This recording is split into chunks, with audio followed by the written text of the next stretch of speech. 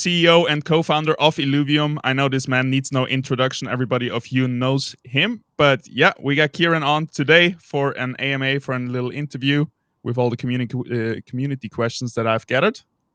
Good morning, good day. How are you, Hey, Kieran? Paz, how you doing? I'm doing well. Nice, good to hear. So let's dive right into it. So, like I said, some of these questions come from the community, or most of them. And the first one, I think, which is on the mind of a lot of people, is when can we expect the updated or the next Illuvium roadmap? Yeah, I was just speaking to Jeremy about that literally an hour ago. We're working on getting that out. We want to get it out this month, and in a similar format to how we did last quarter, where there's a whole bunch of itemized stuff on there that we're planning on building. There's no like timelines or anything. It's just this is what we're actively building, and yeah, we want to get that out this month. Awesome. That's great to hear. On that note, it has the goal of a unified Illuvium experience somewhat shifted now with the MMO coming in and all of that? Because when I joined years ago, there was a big emphasis on interoperable game and like the zero and the arena and everything being connected. Is that still on the roadmap in the long term, or has that a bit shifted with the MMO?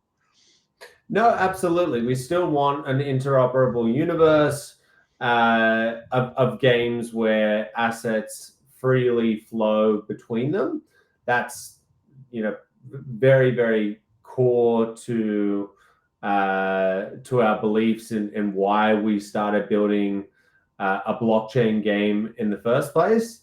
So nothing has changed there. It might seem like that a little bit because we put a ton of focus and really singular focus on first arena at the start of this year, and now we've switched to the MMO. So it might feel like it might feel that way just purely based on how we're developing things. But no, that vision of being able to go into the overworld, capture something, level it up, and then take it into a new game and be able to enjoy the progression that you built up from another game. That thesis has not changed, and we still think that is very very valid. Yeah. And I know oftentimes like the zero community feels a little bit left behind, but as I keep saying to that regard, right now the best we can do or Illuvium can do is focus on the other games to make the project as a whole successful, and then zero will naturally fit in as a puzzle piece of the whole. Yeah, we just got to generate revenue, right? Like that's or more revenue, I should say. Yeah. All right. So something I'm personally really excited for in Illuvium, and I know a lot of people have been waiting on this, is Illuvium Arena Gauntlet coming to mobile. How far along is the mobile development overall? I know we have seen some leaks where, for example, most or all of the character models are ready for mobile, for example, I believe. And as the internal test phase started already, or is it still too early for that? No, it's still too early for that, and we've been making progress to a mobile port for the last sort of 18 months. As you mentioned, a lot of work has gone into getting the characters optimized for mobile, and that's now complete. It's just a matter of doing the port, and it's a bit tough because pretty much all of our resources are going into the MMO at the moment. But one feature which is you'll see on the roadmap when that comes out is porting to mobile, and that is up there with one of the most important things. So yeah, it's still on the roadmap. We're still getting it done, but we just don't have a time frame yet. Yeah, it will enable so many players to play the game. So that's I'm really looking forward to just opening up the Illuvium game experience to people with phones. And Mm-hmm. then I guess hand in hand with that would go localization and translations into other languages, where then we open it even more up, right, to pretty much all the world to be accessible. Yeah, that's the only feature that sort of pips mobile development for Arena right now is the localization. We're working on all languages at the same time and using some AI tooling to make that easier for ourselves. But that's the first thing that needs to go out. And as you know, Arena is a fairly complex game. So learning it in your native language is considered hard. Doing it in a foreign language is, I don't know how people do it, but yeah, that's our first priority. Yeah, yeah, that makes sense. Good thing we have a lot of like content creators from different languages, which kind of bridge the language barrier. But yeah, it's definitely hard for some countries that don't have English on in their school system, for example, natively. Coming to a completely different topic, something that interests me a lot because I just have so many illuvials sitting around with no levels, no stats, never gonna be used, gathering dust, and I would love to burn them alive. It sounds cruel, but I would love that. Do you think there is something on the horizon for that? I know it has been a heated topic for a long time in the community. There is big pros and big cons as well to it. What do you think about that? Maybe for like leveling up illuvials, gaining XP. So the last conversation we had about that was about 3 weeks ago, and I can say there's definitely going to be something. We modeling out a few different ideas of like going all in on it, or just briefly touching on it, and then like a bit of a middle ground that we found that doesn't allow, like, we don't want a situation where you just, if you get a bad alluvial, you just burn it, right? Like, because then you get a situation where there's just only good alluvials out there, or whatever it might come to, and that sort of just doesn't feel right. But at the same time, you don't want a situation where you're feeling sort of like bad, where you've got all these alluvials that you can't really use. In Leviathan, you've already got better alluvials, so you'll never use them, and maybe you don't want to trade them or whatever. So I get that there's users like you that would find it really advantageous to be able to burn their alluvials. So I think it'll be that middle ground, but certainly there's going to be something coming for the MMO. Yeah, that's cool to hear. Yeah, it's gonna be exciting to see how the MMO restructures like all the mechanics that we see right now in the overworld regarding capturing and fusing and leveling up and all of that. Um, but yeah, we had a town hall recently with Roger and Perry, who talked a little bit about it. That was really cool. Oh, did they? I haven't actually gone back and checked out the town hall yet. Yeah, it was nice. They talked about all the what they're working on right now, what's on the roadmap for them for the MMO right now for this month, for example, Mm-hmm. and yeah, the overall vision and stuff. That was really nice. So one more thing about the alluvials and levels. Do you think we will be able to just swipe our credit card and buy some levels? Because right now, you have to grind the overworld, which is a dying game, so to say, or it's gonna be replaced by the MMO very soon. So maybe you don't want to incentivize that gameplay too much for too much longer anymore. Yeah, it's something that the Leviathan series that we ran has sort of uncovered this issue where there's really good stats in some alluvials that people have out there, but it's so hard to grind up those levels. And obviously you can do that through playing arena, but it's slow going. And so what we have discussed is two things. The first is being able to get like a experience booster. So the existing experience that you're getting in the overworld and arena would just go up, and that's the easiest implementation. It obviously doesn't give you that instantaneous dopamine hit of like, I brought my Ramfire into the arena and it was a level 40. If it had been a level 60, I would have won the battle. And I just sit there spamming 20 levels. Maybe it cost me $100, but I'm like, I'll never have to deal with that problem again. That's the trouble of not making it instantaneous. And so you probably think we'll do the other way, right? Like give the people what they want. The issue with that is it's a lot harder to build out a full UI that allows people to go in and start boosting levels and, you know, using credit card and stuff like that. So like it's not too crazy, but it is a little bit more work. And so we're debating right now, do we do the speed booster because that's something that we can do very, very quick? Or do we just, you know, rip the Band-Aid off? And we haven't decided yet what we want to do.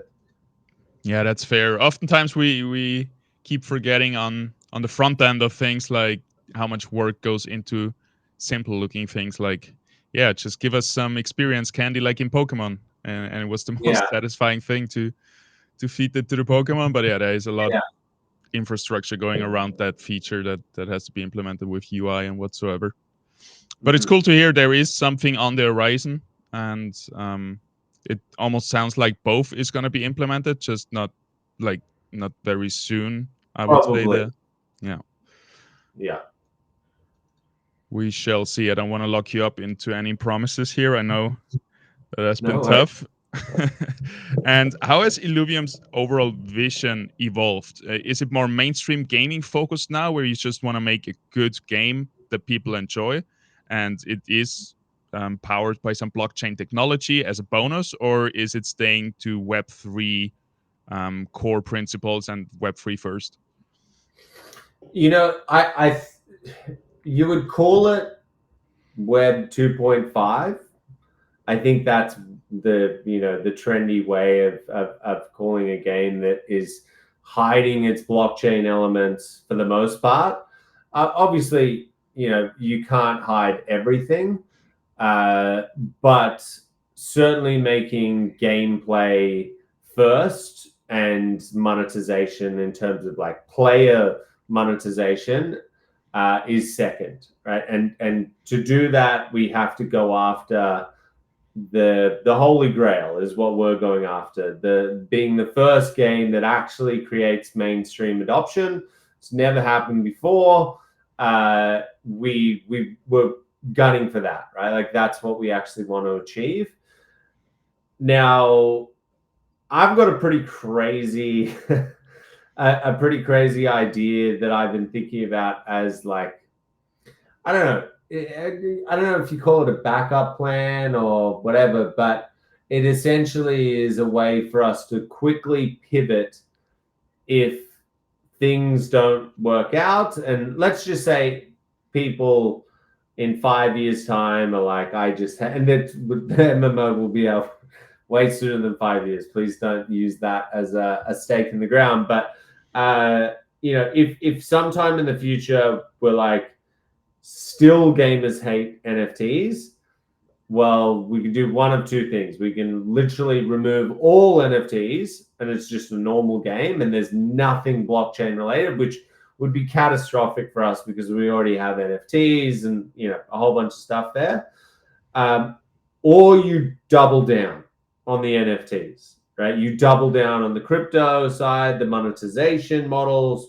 You very, very, very much make it so it's a crypto game and it's all economy based, but you still have amazing gameplay there that and content, which is the most important thing to keep people coming back. So effectively, you're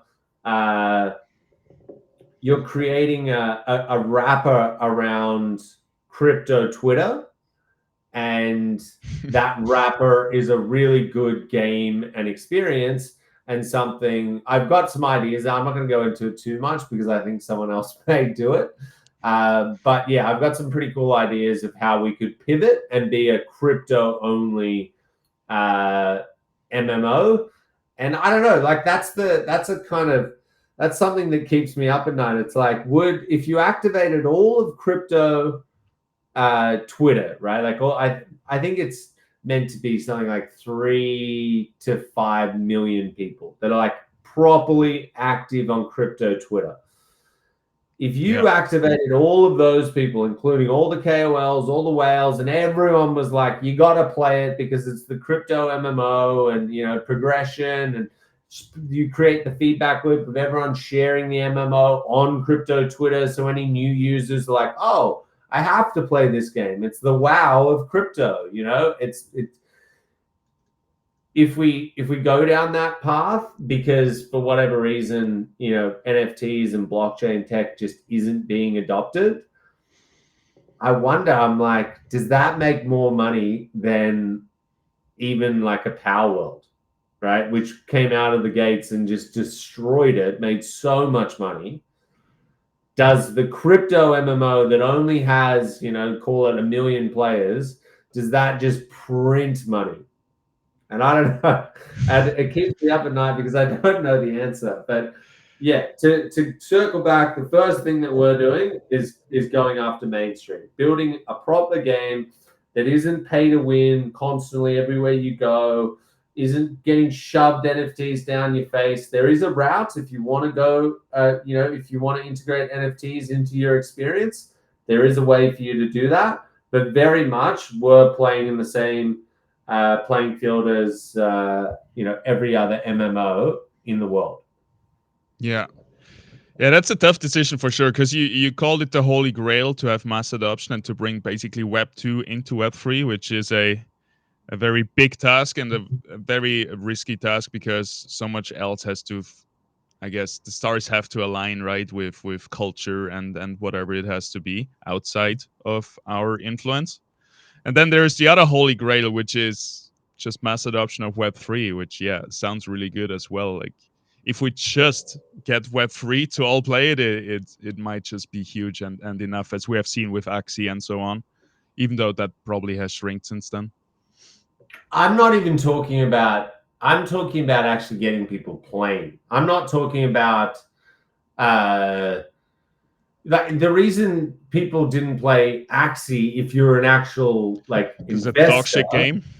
it just wasn't fun, right? Like it was like maybe for some people it was, but for the most part, the comments that you'll see is like, no. And now they're building their MMO, and I definitely think that has a way bigger potential to get like Web3 play. I'm talking about getting Vitalik to start playing your game. His old favorite game was World of Warcraft. I'm talking about getting that guy. I'm talking about getting Kobe. I'm talking about getting like Becca, like actual big people to play again. They made money off Axie. They bought Axie at 50 cents and sold it for $100.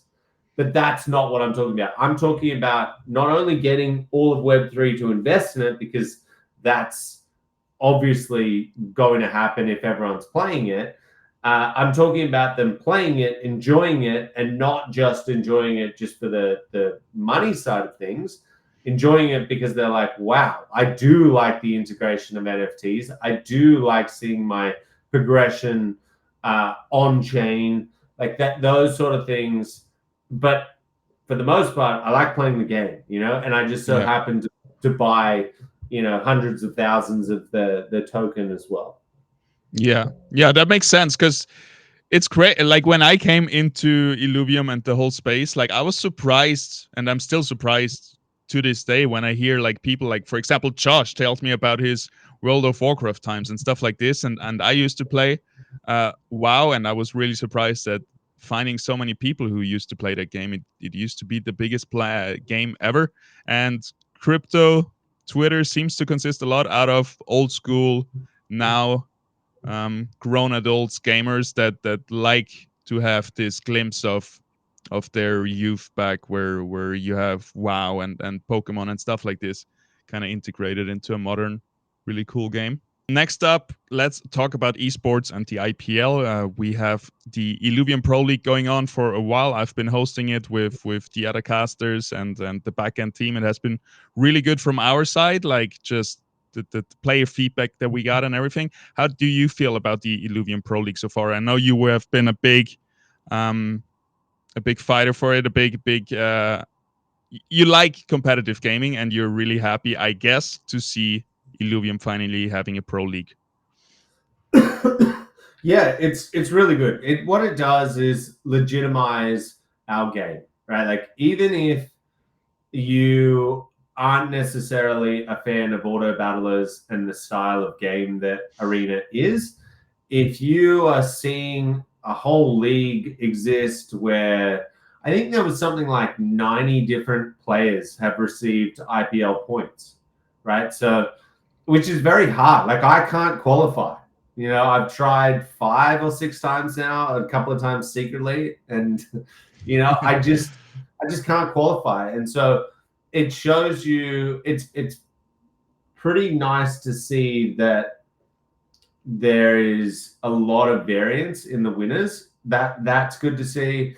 But as well, like if you're an investor seeing this happen, you're like, wow, okay, this is real. Like there's actual real players. There's not many games out there. Like you see either the platform will tell you that they have 85 billion users, like players, or the game itself will tell you that. But everyone is saying all these crazy numbers.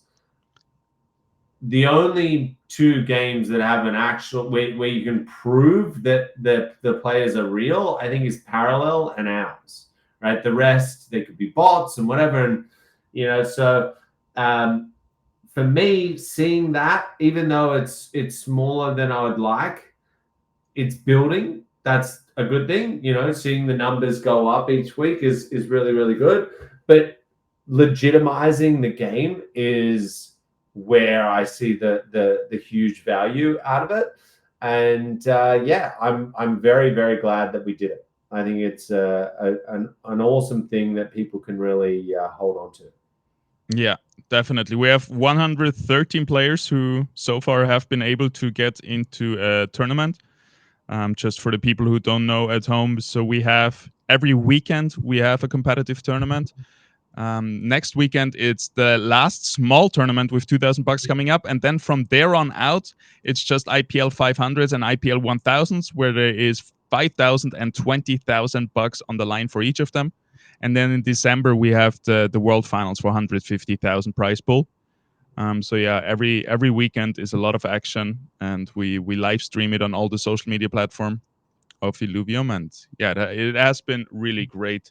Just being part of that is, I feel very grateful. How have you been feeling about how those tournaments have been run? You wanna like maybe bring in more TFT people? I've seen a lot of players came in from TFT, but do you also want to bring them in more from the caster side, or how do you feel about that?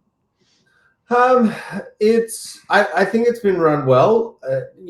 Like the infrastructure side of things makes it a bit of a struggle. The tournament platform that we have needs some improvements, and with Rich being away, that's tough. But so that's definitely one thing that we need to focus on for season two. But do we want more TFT people? The funny thing is, a lot of the TFT players haven't been able to break through either. They've tried to qualify and not just once, maybe 2-3 times. And it's kind of this weird thing where we've had the game live for 2.5 years. So it's like giving someone a 2.5 year advantage. Imagine like get in a car and someone drives around that car for 2.5 years, and then you say, go and get the fastest lap around this one thing with no practice whatsoever, or very limited practice. Even if you're a better driver, the chances of you doing that are just low, right? You don't know the track, you don't know the cars, you don't know how hard the brakes are, the accelerator, like how well it corners. There's so many different elements, and so these guys are, they're good, but they're just not qualifying against these people who have been playing for so long. So we've sort of gone away from trying to bring the TFT people in. in a forceful way. We're looking to do more organic stuff, and that's been working really well. Like going after different guilds and having game nights and just building a sense of community around the game. The specifically arena has allowed us to educate other users and break down the localization issues that we have. And so, yeah, like I think it's gone pretty well. And I don't think we would change much at this point. I think the prize money is pretty on point. So, yeah. Yeah, definitely. Especially considering how many people we have competing for it right now. I think it's a very fair prize money at the moment. If suddenly we have 50,000 players signing up for an open qualifier, of course that has to change. But then, Yeah. of course, Yeah. there's more money there anyway to use that for. Yeah, I agree. We had like some big hopes when we see some of the TFT players. Well, like we give them wildcard invites and get them into the tournament, and they come in a little bit like, I'm a TFT pro. I can show these guys how it works, and then they come in and they get smacked around. But what I've noticed, they come back a week later and a week later, and then give them 1 or 2 months, and they are crushing everyone. So we have definitely seen a lot of the top 8 players in those tournaments are people that have been pro or semi-pro in TFT and now have spent like 2-3 months in Illuvium really grinding it, and then they finally like got the game knowledge to support their their competitive efforts. And last week Yeah. we had, yeah, Sorry, go ahead. no, we just had Cbro Jason. It's a hard name to spell, but yeah, he just came in and he was actually able to get 5th place in the tournament, which was cool to see. Nice. And yeah, that's sort of the strategy there is not to go after the people that are in like, well, I mean, maybe at the lower end, but competing at the League of Legends world event, like those guys, it's going to be very hard to bring them across, particularly because we have less prize money on offer than what TFT does. But if you're not qualifying for those types of events and you're not making it in to the even the mid-tier tournaments, you're probably not making a living off of playing TFT, or at least like it's not even like a part-time gig for you. Yeah. We want to open that up to TFT players and say, look, for whatever reason you've been trying for the last few years to do that in TFT, you can't make it. This should be an easier route for you to go through because there's less players, and show them, look at how much prize money is on offer here. Like, this isn't a joke. You can start making really good coin from playing this game straight away almost. And certainly those people that there's been probably like 15 of them now, I would say, out of those like 150, because almost everyone who plays our game has played TFT. You're not usually a first timer. So when I say like we're not actively trying to go after them, I mean we're not paying any more streamers to play the game, right? If it happens organically because they're a part of a guild or a friend of theirs tells them like, hey, I made $2,000 on the weekend, that's how we want to do it. And it's a slower burn, but it's certainly rendering much, much better results. Yeah. And that just brings me back to our first IPL 1000, where we had Ama Fishy win the tournament. He has been here for a few months. He's one of these people. And he's from Eastern Europe, and I think he's 20 or 21 years old. So very young still. And he won 1st place and $7,000. And he was so happy. He was like genuinely just so excited to be the champion, the first IPL 1000 champion. And it was such a good moment. Yeah. So that's what we're looking to do. That's awesome. Yeah. So it's easier to compete than in TFT for sure, because the player base is still smaller. And I would argue it's a better game already. Like looking at the graphics, you can zoom in. Like it's just next level. I feel like, of course, it's a little bit rough around the edges at some points, and there's still optimization and improvements going on. But the core is already there. It's only getting better from here on out. And yeah, it's a cool community to be part of as well. So yeah, I think there is so many good selling points. Many people just love the ranger in the game, which brings a lot of uniqueness to the auto battler genre. So yeah, there's really a lot that Illuvium got going for itself, I think. Mhm. So next up, you already answered two of my questions that were on my list. So there will be an IPL season 2. I would assume there is a little bit of a break between the seasons where, people can maybe stop the grind, because some people have been grinding for 400 games. I don't know, Yeah. every 2 weeks or whatever it is. Yeah, it gets pretty crazy. Yes, there will absolutely be a break. It's a weird season that we had this year. There would normally be breaks in between the actual events, but because we started in August, I think it was Yeah, like 4 month.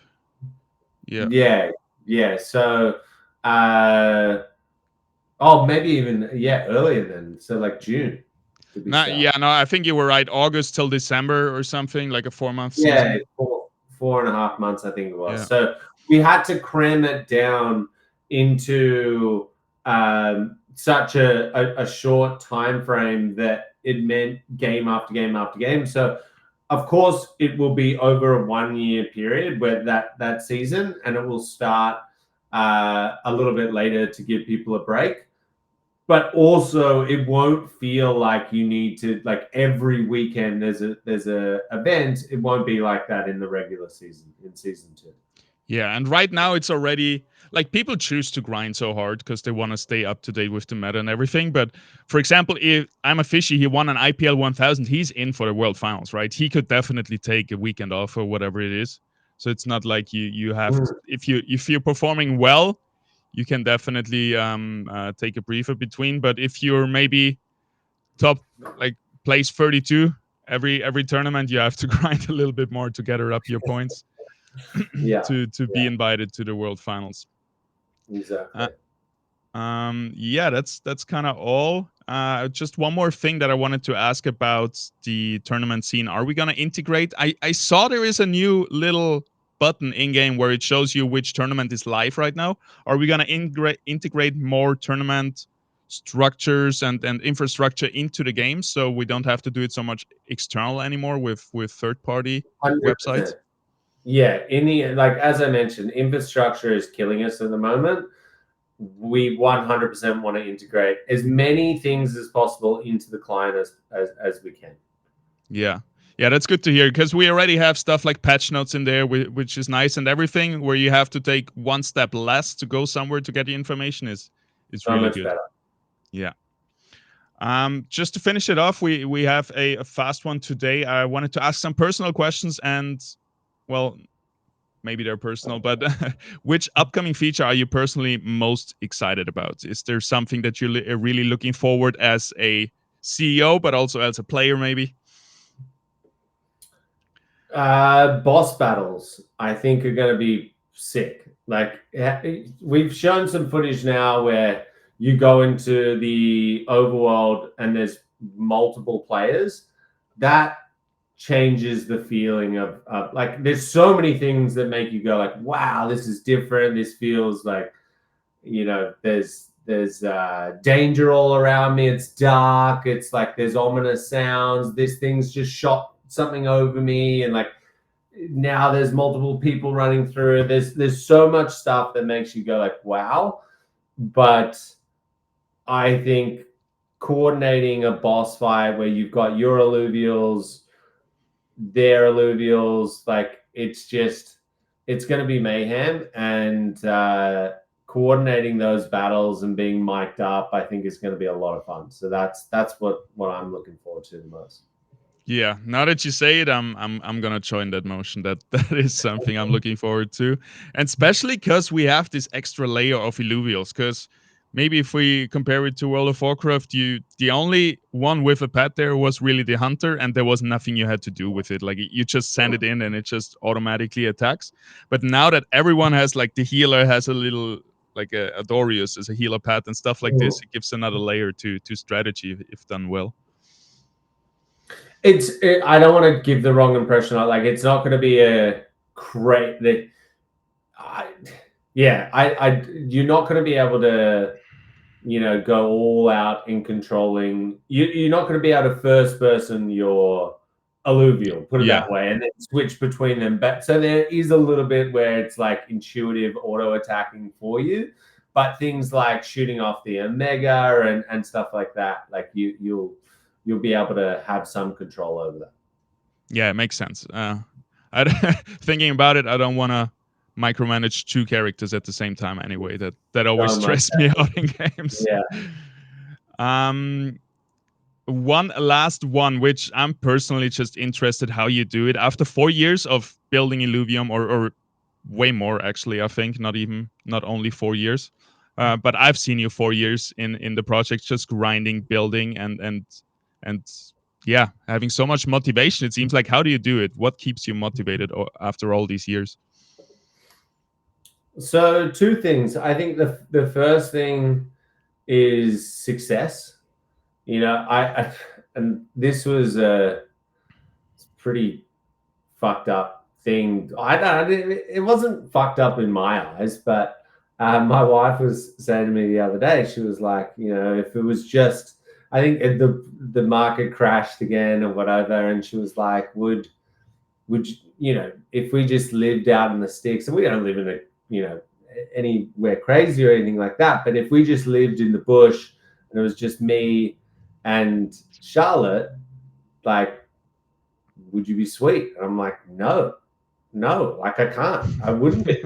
And she was horrified, like in laughing in a way, like she knows what I'm like, but she was kind of just like, how can you say that to your wife, like with a straight face? And I'm like, I don't know if that makes me a bad person or whatever, but I'm telling you right now, like I can't go through my life and just get to the end and be like, sweet, I gave it a bit of a try with that Illuvium thing, and did some things. Like I just can't get to the end and be like, I didn't do something meaningful, like properly meaningful. And the journey that I've chosen is, we want to build the first mainstream crypto game that everyone is playing, right? We want to fulfill that. And me personally, that's what drives me. And then the second thing is money. I don't want to still be living in the same apartment. I want to be able to do whatever I want with my family. And, I didn't sell anywhere near enough ILV to put me in a position to do anything. I actually would have made money if I had just kept. I would have made more money if I had just kept trading.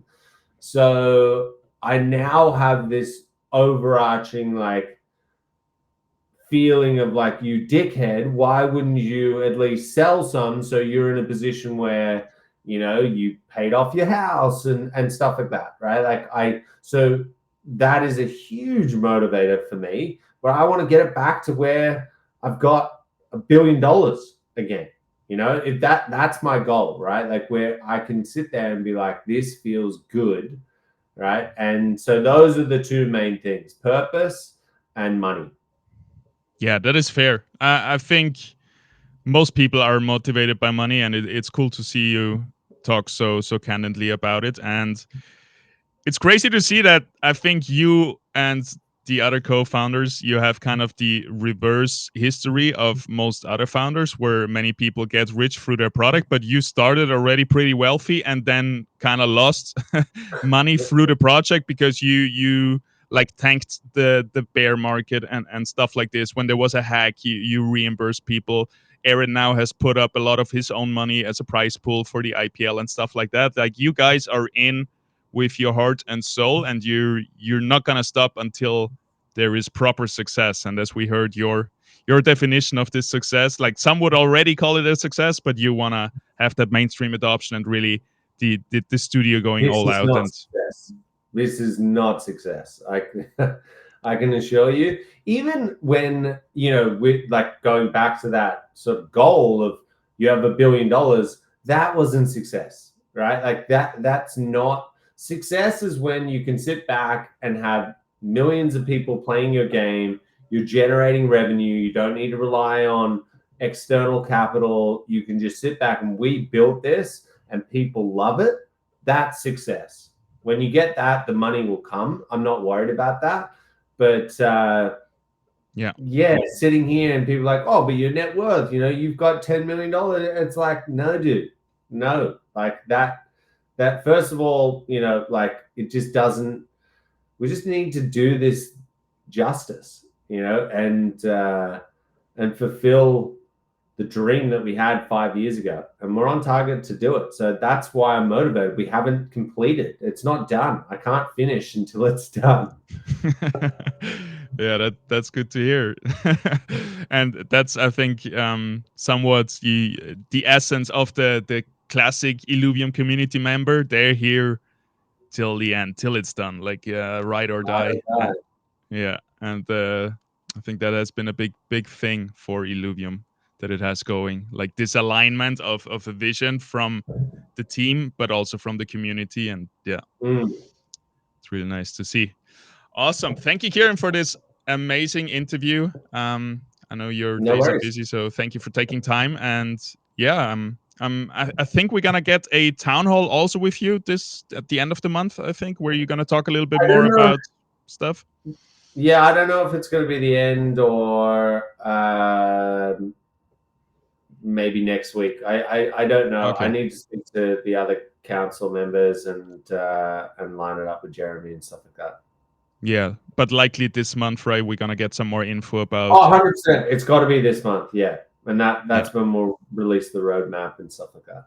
sweet. So, all right, guys. So, if you have more questions for Kieran, obviously we cannot cover it all, but there is gonna be a feedback thread in the Illuvium Discord where you can also ask more questions, and then there is gonna be a town hall. I think you have a bunch of things that you want to address, but there's always a little segment for community questions as well.